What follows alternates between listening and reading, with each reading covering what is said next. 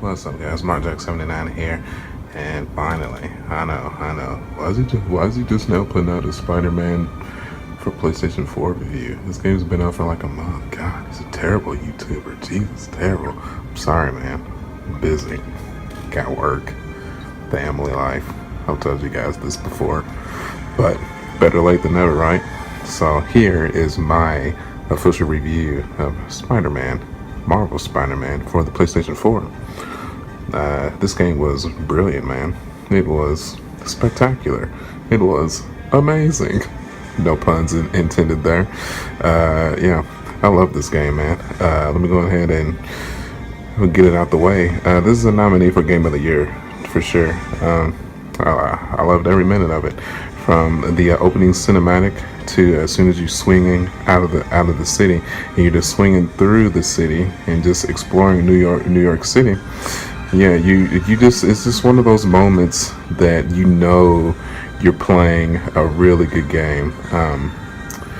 I've always been a fan of Insomniac games. I've been playing Ratchet and Clank for almost a decade now at this point, and them getting the handle of the Spider-Man franchise was just a godsend. I mean, it couldn't have been a more perfect game developer to take hold of this franchise, and I am looking forward to many more sequels to this game in the future. So yeah, so what makes this game so good? Well, first of all, let's just get a look at this right here, the swinging, man. This is where a Spider-Man game lives and breathes. If you don't get the swinging through New York City correct, then you're gonna have a broken game on your hands. I can honestly say that swinging through New York City is the most fun I think I've ever had, while just traversing through a game map. Maybe I would say the only thing that comes close to it is maybe like horseback riding in The Legend of Zelda. But going from point A to point B in Spider-Man is just a whole another fun aspect in itself. So let's go ahead and talk about some of the combat system. Now, it's really reminiscent to the Batman Arkham series. You know, a lot of people have already said that. You know, I'm not gonna have any other different opinion. You know, you punch, kick, fight, counter, and you win. You got your regular enemies, you got your heavy enemies, you got your flying enemies. Some of them it takes some getting used to learn their combos and how to take them down. But once you do, you know, it's relatively easy on the normal difficult, but that's not necessarily a bad thing. You know, I feel like at the beginning of the game, I felt myself getting kind of my butt kicked a little bit, but once I got used to the combat system and just learning how to dodge and counter, you know, I was pretty much set for the remainder of the game. But yeah, man, absolutely just fun. And then like even it was never like a frustrating aspect for the difficulty. I mean, it was just if you get killed, it's your own fault. I mean, it's as simple as that. So another aspect that makes this game good is not even, so let's wait to actually dive into the story. So I actually took on the majority of these side missions before I even tackled the story. So how the game progresses, so it will have you do like a story mission, and then you will open up a set of side missions like as you're progressing through the story. So I pretty much completed the entire side mission, you know, before I even continued the story. So like you're taking pictures and solving, you know, petty street crimes, and you know, you're solving mysteries. All that is great, man. It's definitely no slow down in the side stuff at all. I would even go as far as to say some of the side stuff was more enjoyable than some of the story missions. I absolutely really enjoyed some of the Black Cat missions. Those were some of my favorites. So now, I think if I had to give out a gripe on some of the side stuff, now some of the challenge missions, that you unlock a little bit later into the game, those gave me a little bit of trouble, specifically the stealth missions. But once you get those locked down and you get a couple of tries in, I feel like once you learn the patterns of the enemies, then those are really not that bad either. But the hard thing that's about the stealth missions is that you can't get seen once. If you do, then you automatically fail the mission. So but all right, so that's enough about the side stuff. Let's talk about the story. So I think this is the part of why so many people are loving this game so much, man. So this Spider-Man story, I compare it to the most recent movies that have came out, like Spider-Man Homecoming, Spider-Man 3, 2, and the original Spider-Man movie. This is honestly one of the best told Spider-Man stories that I've ever encountered myself. I was introduced to Spider-Man at a young age from the animated cartoon on Fox Kids. Shout out to 90s kids. So, that's where I was introduced to him, like the X-Men and Marvel in general. So, he was definitely my favorite comic book character growing up.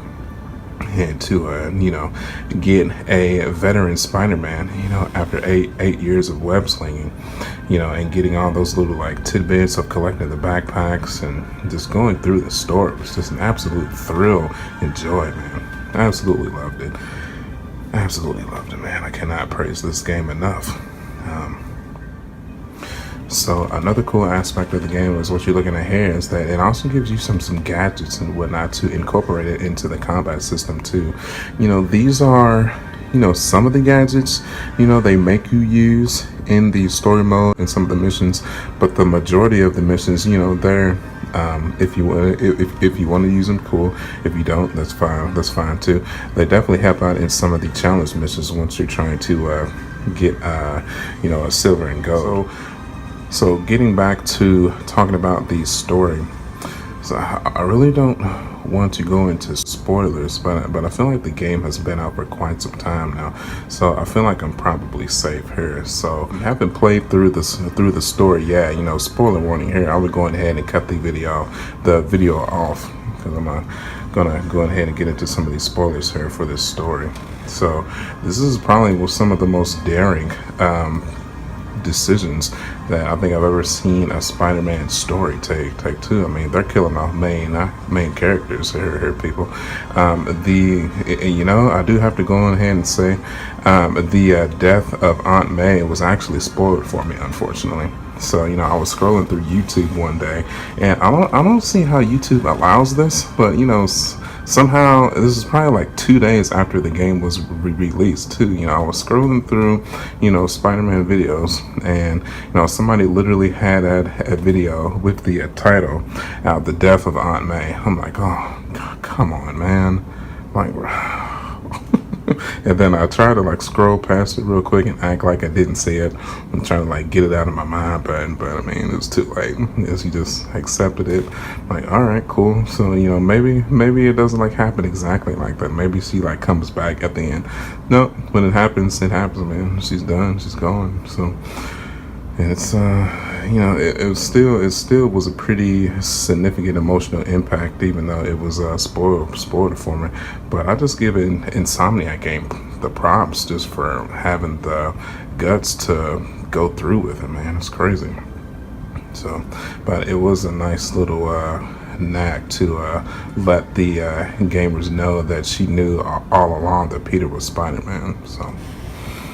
And then with the story, pretty much you can assume that as soon as Otto Octavius enters the screen, you can pretty much assume that he's going to be the final boss of the game. It's really, they tried their best to conceal it, hide it, but you knew it was coming.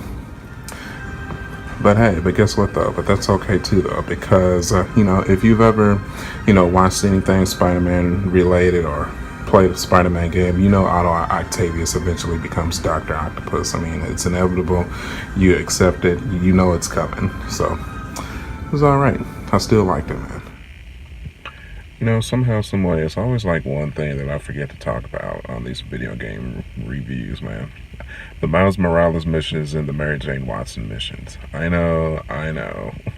So, man, on a lot of these fan groups and whatnot, I actually was seeing a lot of hate for them. You know what, man? I really enjoyed them. I really did. So, they're mainly stealth missions. The Miles Morales and Rhino boss fight. It's great, man. Oh, that was a whole lot of fun. I think some of the Mary Jane Watson missions got a little bit tedious by the end, but overall, I thought they were fun. I really did. Yep, I thought they were fun, dude. And then continuing on with that, the other boss fights in the game. So like I said, you got the Rhino, Scorpion, Mr. Negative, Vulture, and Shocker. They're fun, man. Absolutely fun. Definitely some of the best boss fights that I've been a part of this year in gaming, for sure. The Sinister Six, definitely a welcomed addition. Spoiler territory. So, yeah, man, a whole lot of fun. A whole lot of fun. I'm very curious to see who they're going to use for the sequel next game, since all these villains are in jail. I mean, we could see a return of Doc Ock. That would be fun. And we could see, but I think the obvious main villain is going to be a Harry Osborn influenced Venom, and I am thrilled to see that. Yeah. Can't wait, dude. There's so much potential for this franchise, man. It's not even funny. It's crazy.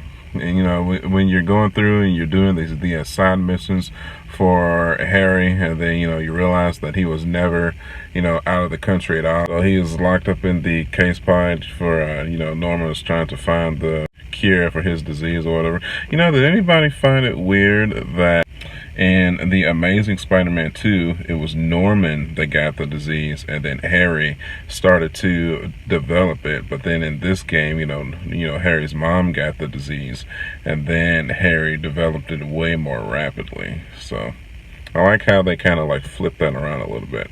I thought that was cool. So, all right, back to the gaming. So, all right, I covered story, side missions, combat, swinging. I don't really think it was anything else I wanted to cover, man. This, just like I said at the beginning of the video, this is definitely a nominee for Game of the Year. I don't think I put it quite above God of War. That's still personally my favorite title that's come out for the PlayStation 4 so far this year. But we still got some pretty huge titles coming out soon. So I guess we will see, but I would be shocked if this is not at least a nominee on everybody's list. So if I had to rate this game, I would definitely go a 9.5 out of 10 for sure. This game was brilliant, and I want more. I think the DLC for Black Cat comes out October the 28th, so we can definitely look forward to that. I've already platinumed it, so it's not really anything much for me to do in the game until the DLC comes out. So can't wait for that, man. Definitely looking forward to it, to jump back into the adventure and continue. So with that, I think we'll go ahead and end it, man. So if you clicked on the video and watched it to the very end, thank you, because it's like 1 million Spider-Man reviews out there, and you clicked on mine, which probably means you care about me somewhat, and I really do appreciate that. So as always, if you like the video, do me a favor and hit that like button. I would really appreciate it. If you want to see more PlayStation, Spider-Man, Marvel, X-Men, anything like that, you know what to do. Hit that subscribe button. You can follow me at youtube.com/marjack79, facebook.com/marjack79, at Instagram marjack79, and at Twitter marjack79. And as always, I will see you guys on the next one. I'll catch you later. Bye.